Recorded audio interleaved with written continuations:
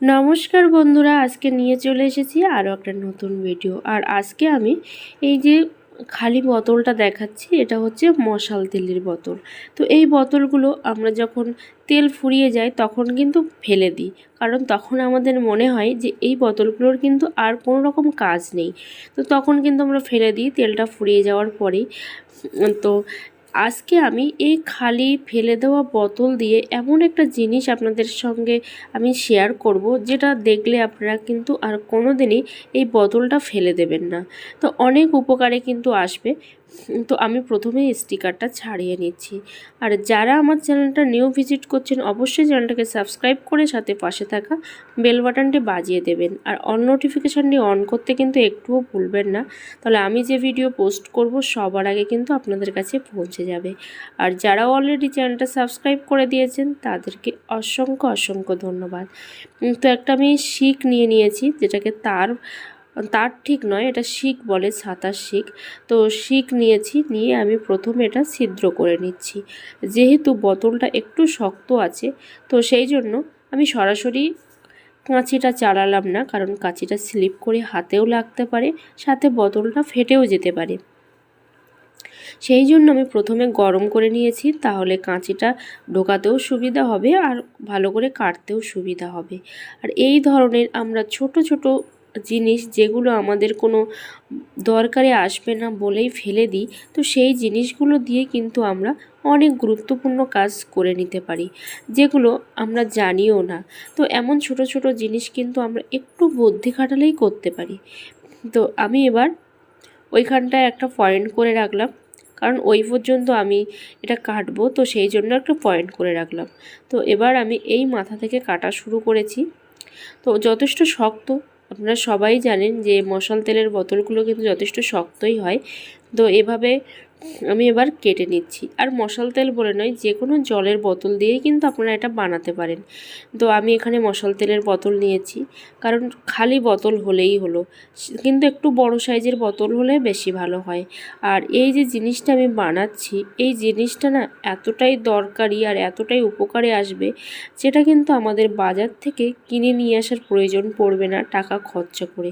একটু বুদ্ধি খাটিয়ে আমরা কিন্তু বাড়িতেই এটা বানিয়ে ফেলতে পারবো। তো সেই জন্য আমি কিন্তু এইটা এখন কাটছি। তো আমাদের একটা জিনিস বাজার থেকে কিনে নিয়ে আসতে কিন্তু যথেষ্ট পয়সা খরচা হয়। তো সেটা যাই হোক না কেন, তো যথেষ্ট পয়সা খরচা হয়, সেটা যদি খরচা না করে একটু বুদ্ধি খাটিয়ে আমাদের বাড়ির পুরানো জিনিসগুলো দিয়েই যদি আমরা কিছু কিছু জিনিস তৈরি করে নিতে পারি, তাহলে মন্দ কি। তো আমি এখানে মাঝখানে একটা ছিদ্র করে নিচ্ছি, একটা নয়, এখানে 4টে ছিদ্র করতে হবে। তো শিকটা ভালো করে গরম না হলে কিন্তু ছিদ্রটা হয় না। তো শিকটা এবার ভালো করে গরম হয়ে গেছে। আমি খুব বড় ছিদ্র করব না, তো মিডিয়াম করে আমি 4টে ছিদ্র করব। তো পাশাপাশি এই ছিদ্রটা করব, মানে খুব দূরে দূরে করব না, কিন্তু 4টে ছিদ্র করব পাশাপাশি। তো দেখুন, এরকম একটা তার নিয়ে নিয়েছি, আর এটা হচ্ছে তামার তার। তো এখানে যদি আপনাদের কাছে তার না থাকে, তাহলে কিন্তু মেটালের চুড়িও নিতে পারেন।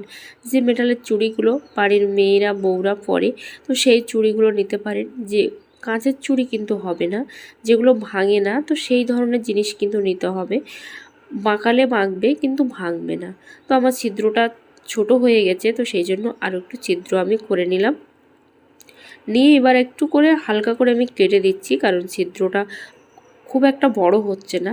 তো সেই জন্য আমি একটু হালকা করে ছুরি ঘুরিয়ে ঘুরিয়ে আমি কেটে নিচ্ছি, মানে একটু বড় করে দিচ্ছি, যাতে করে এই যে তারটা আমি নিয়েছি সেই তারটা খুব সহজে ঢোকে। আর এরকম ধরনের যদি তামার তার কিংবা যে তারগুলো আমাদের বাড়িতে পুরানো পড়ে আছে, লাগে না কোনো কাজে, সেরকম তার একটু বড় সাইজ করে নিয়ে কিন্তু আমরা এই কাজগুলো করতে পারবো। তো দেখুন, এই মাথা দিয়ে ভরে দিলাম।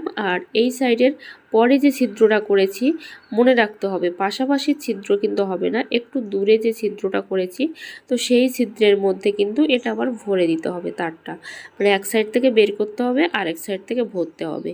তো মাঝখানে দেখুন যথেষ্ট কিন্তু ফাঁকা আছে আমার। এবার আমি একটা মফের লাঠি নিয়েছি, এই মপগুলো কিন্তু আমরা বাজার থেকে কিনে নিয়ে আসি, কিন্তু বেশি দিন হয় না, এই জিনিসগুলো কিন্তু ভেঙে নষ্ট হয়ে যায়। তখন কিন্তু আমরা বাজারে যাই আবার নতুন মপ কেনার জন্য। তো সেই রকমভাবে আমরা যদি মপ না কিনে বাড়িতেই যদি মপ বানিয়ে ফেলি একটু বুদ্ধি খাটিয়ে, তো তাহলে কেমন হয়? ভালোই হয়, আমি তো মনে করি ভালোই হয়। তো এই তারটা এবার খুব ভালো করে আমি পেঁচিয়ে দিচ্ছি, কারণ লাঠিটা যেন ভালোভাবে থাকে। এবার একটা আমি ওড়না নিয়েছি, তো ওড়না হোক বা ছেলেদের প্যান্ট হোক, যাই হোক একটু ভালো যেন হয় আর একটু ভারী যেন হয়, তো সেরকম দেখে আমি এই ওড়নাটা নিয়েছি দেখুন।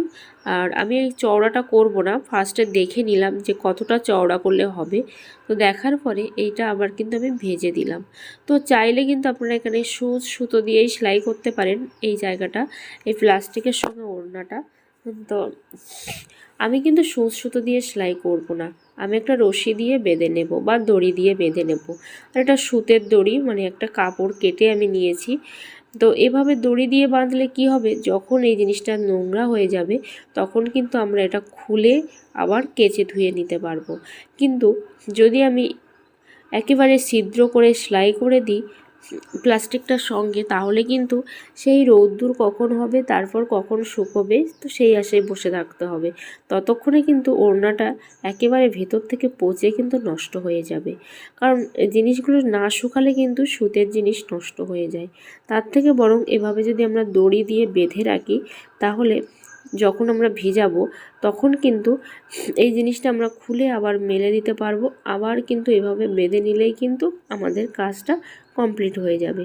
তো দেখুন আমার কিন্তু মপ রেডি হয়ে গেছে, আর খুব সহজভাবে কিন্তু এই মপটা তৈরি করেছি। আর আমরা সবাই জানি যে নিচু হয়ে ঝুঁকে একটা জিনিস মোছা, মানে ঘর মোছা কিন্তু আমাদের পক্ষে সত্যিই কষ্টকর, আর সেটা সময়ও সাপেক্ষ, অনেক সময় লাগে। আর সেক্ষেত্রে যদি আমরা এভাবে দাঁড়িয়ে দাঁড়িয়ে মুছতে পারি, তাহলে সময়ও যেমন কম লাগবে, আর সাথে কিন্তু আমাদের কোমর ব্যথাও করবে না, পেটেও লাগবে না।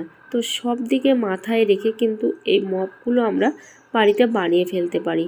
তো দেখুন এভাবে খুব সুন্দর করে কিন্তু আমরা এটা পরিষ্কার করে নেব। দেখতে পাচ্ছেন কত সুন্দরভাবে পরিষ্কার হয়ে যাচ্ছে। আর অবশ্যই আপনাদের সঙ্গে আমি শেয়ার করব যে কতটা ধুলো উঠলো।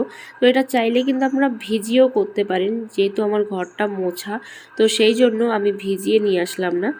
তো আপনাদেরকে এমনিই দেখালাম আমি। আর কতটা ধুলো উঠেছে, মোছা হলেও কিন্তু ধুলো হয়। আর যত দূর আমাদের হাত না যায় সেই জায়গাগুলোতে কিন্তু আমরা এটা খুব সহজে কিন্তু মুছে বের করে আনতে পারি এই লাঠির সাহায্যে বা মপের সাহায্যে। তো দেখুন কত ধুলো উঠেছে। আর ভিডিওটা ভালো লাগলে অবশ্যই একটা লাইক করে দেবেন, কমেন্ট করবেন আর সাবস্ক্রাইব করতে ভুলবেন না।